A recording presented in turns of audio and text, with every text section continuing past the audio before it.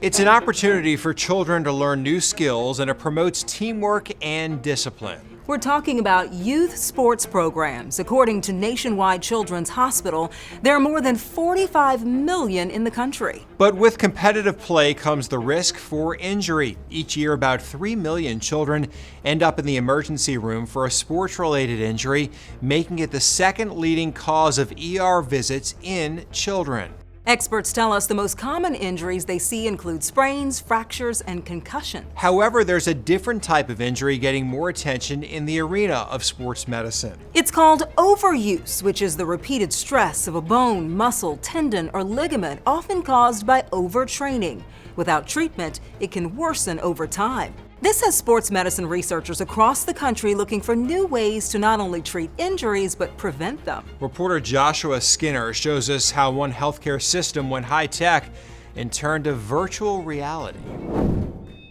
Can virtual reality reduce sports injuries? We work with athletes before they get injured. Emory Healthcare Sports Performance and Research Center, SPARC, believes it can. The science has evolved greatly over the last 25 years. SPARC Director Dr. Greg Meyer has seen the science change. We used to spend days or weeks trying to quantify the biomechanics of an athlete. But now it can be done as it happens, and VR is the tip of the spear. But not just for professionals, this tech is for everyone. We are testing all the athletes in Hall County, which is going to be 7 high schools and then several middle schools. Called the GIVES program, possible because of a donation by the Arthur M. Blank Foundation, the scenarios, or games, literally puts athletes through the motions. We can convert that data that's happening in real time to biofeedback that can correct the athlete's movement as they're performing. That can help with poor form, reaction times, and even rehabilitation. This is all phase 1, and there's a bigger picture here. Our moonshot on this is not only to make Hall County the healthiest county in the state, but in our future years, we want to make Georgia the healthiest state in the country. Making kids more mobile, agile, with a little less hostile. We know that what we're doing is going to help both athletes and students.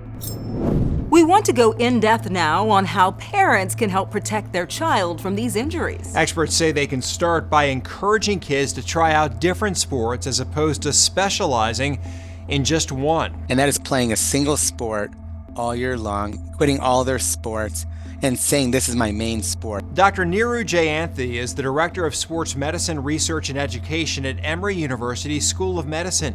He says today children typically begin participating in organized sports 4 years earlier than they did 20 years ago. You have 3-sport athletes and people are playing all sorts of things, but now those days have really diminished to single sport athletes. With this culture shift, Dr. Jayanthi says one-sport athletes are at higher risk for injury. His 2017 study found no evidence that intense training before puberty was necessary to achieve elite status in that sport. He did find children who specialized in one organized sport were also more likely to experience psychological stress and more likely to quit at a young age. So we're fine with you going and playing every day, with your friends in the park.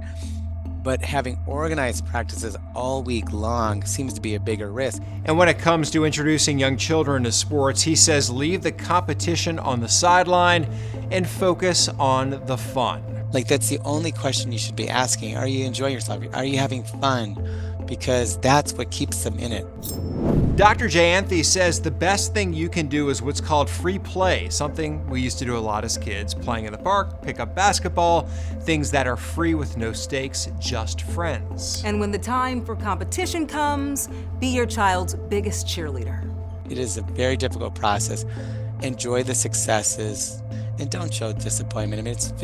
Kids are very perceptive, especially from their own parents. There's the one set of people that they really rely on for that support and positivity.